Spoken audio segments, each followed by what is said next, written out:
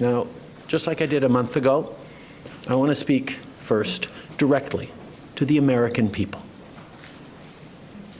We don't want this. We want to work with you as a friend and ally. And we don't want to see you hurt either. But your government has chosen to do this to you. As of this morning, markets are down, and inflation is set to rise dramatically all across your country. Your government has chosen to put American jobs at risk, at the thousands of workplaces that succeed because of materials from Canada or because of consumers in Canada, or both. They've chosen to raise costs for American consumers on everyday essential items like groceries and gas, on major purchases like cars and homes, and everything in between.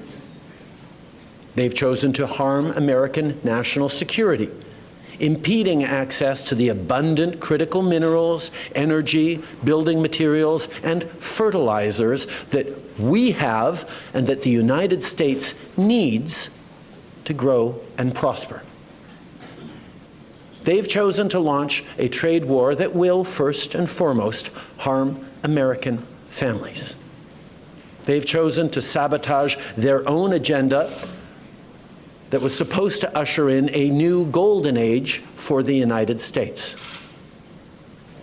And they've chosen to undermine the incredible work we've done together to tackle the scourge that is fentanyl, a drug that must be wiped from the face of the earth. So on that point, let me be crystal clear. There is absolutely no justification or need whatsoever for these tariffs today.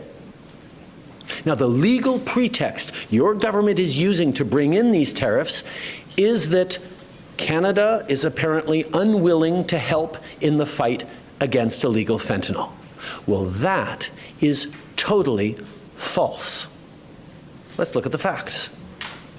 Our border is already safe and secure. Far less than 1% of fentanyl flows and less than 1% of illegal crossings into the United States comes from Canada. But we acted because we know we can always do better.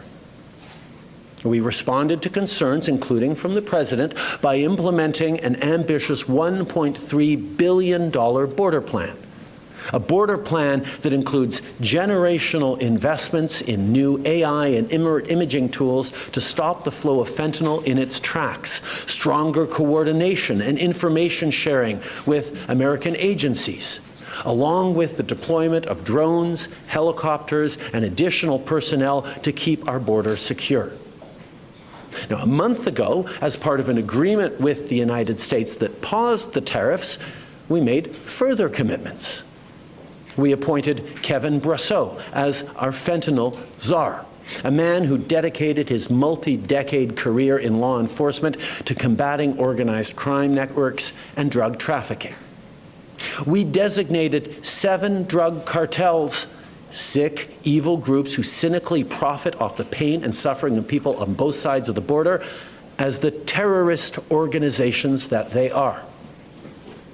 And just yesterday, we launched a new joint operations partnership supported by a $200 million investment between Canada's security and law enforcement agencies, a partnership that will enhance the coordination of information and intelligence in order to thwart criminal gangs involved in the illegal fentanyl trade. And critically, our actions are working. As the U.S. Customs and Border Protection just acknowledged, there was a 97% drop in fentanyl seizures from January compared to December, to a near zero low of less than half an ounce seized in January, even with all the further enforcements and actions we've taken at the borders. In sum, we stepped up.